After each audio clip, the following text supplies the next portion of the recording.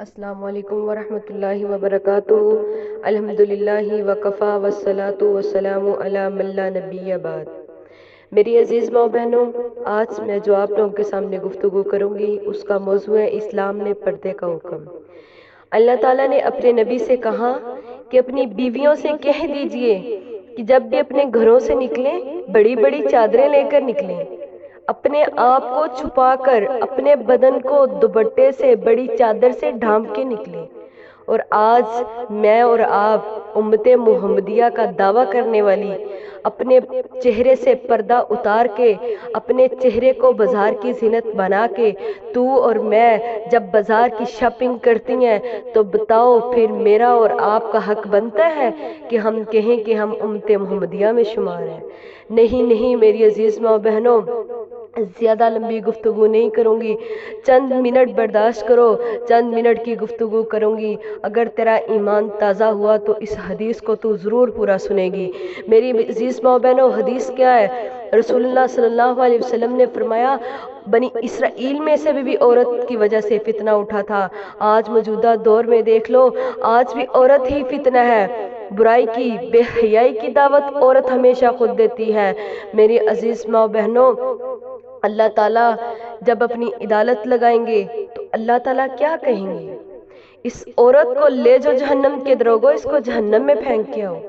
عورت اپیل کرے گی، ریکویسٹ کرے گی کہ اللہ تعالیٰ مجھے اکیلی کو جہنم میں نہ پھینکا جائے، میرے باپ کو بلایا جائے، کیونکہ میرا باپ آج میرا مجرم ہے۔ کس لحاظ سے مجرم ہے؟ میرے باپ نے میری تربیت کرنی تھی، میری تربیت نہ کر سکا، میری تربیت میں کمی چھوڑی۔ میرے باپ بھی میرے آج ساتھ جانے کا مستحق ہے، جہنم میں میرے باپ کو بھی بھیجا جائے۔ اللہ تعالیٰ حکم دیں گے دروگوں کو، اس کے باپ کو بھی لے جاؤ، اس کو بھی لے جاؤ، جہنم میں پھینکاؤ۔ عورت کہے گی نہیں میرے بھائی کو بلایا جائے، میرا بھائی بڑا غیرت مند تھا، اس نے میرے پہ پابندی نہیں لگائی، اس نے نہیں مجھے بتایا کسی چیز کے بارے میں، اس نے نہیں کہا کہ اسلام نے تجھے کیا حکم دیا، اس نے نہیں بتایا کہ اسلام میں تیری کیا اہمیت ہے۔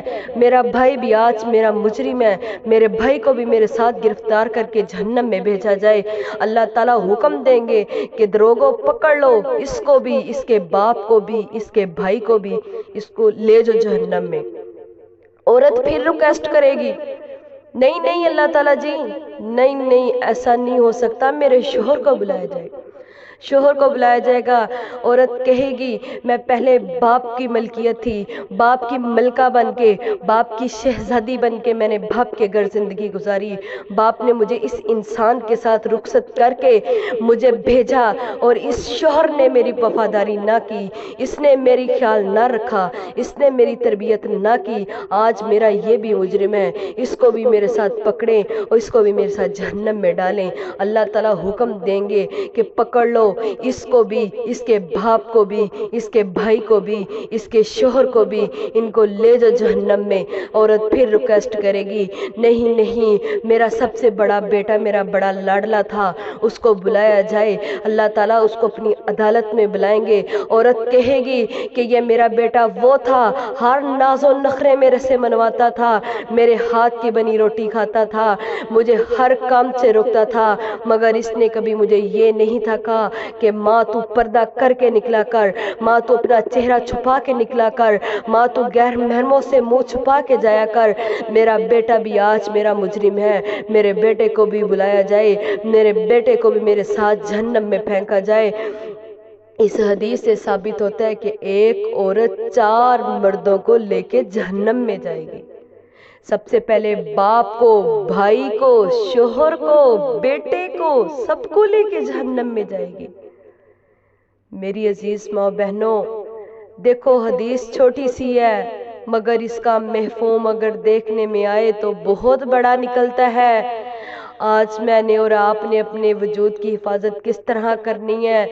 کیونکہ اللہ کے نبی صلی اللہ علیہ وسلم نے فرمایا، عورت کا معنی پردہ ہے، عورت اپنے آپ کو چھپا کے رکھے۔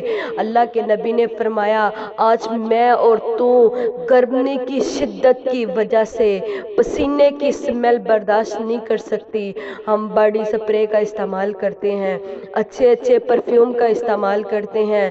میری عزیزہ یاد رکھ اس قبر کی گرمی کو، اس جہنم کی گرمی کو کہ وہ کیسی ہوگی۔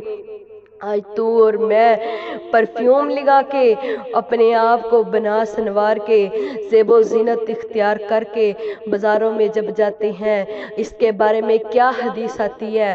اللہ کے نبی جناب محترم نبی صلی اللہ علیہ وسلم نے فرمایا عورت جب خوشبو لگا کے گھر سے نکلتی ہے، جتنے غیر محرموں کے پاس سے اس کا گزر ہوتا ہے، جتنے غیر محرم اس کی خوشبو کو سونگھتے ہیں، اتنے غیر محرموں کے ساتھ اس عورت کا زنا لکھا جاتا ہے۔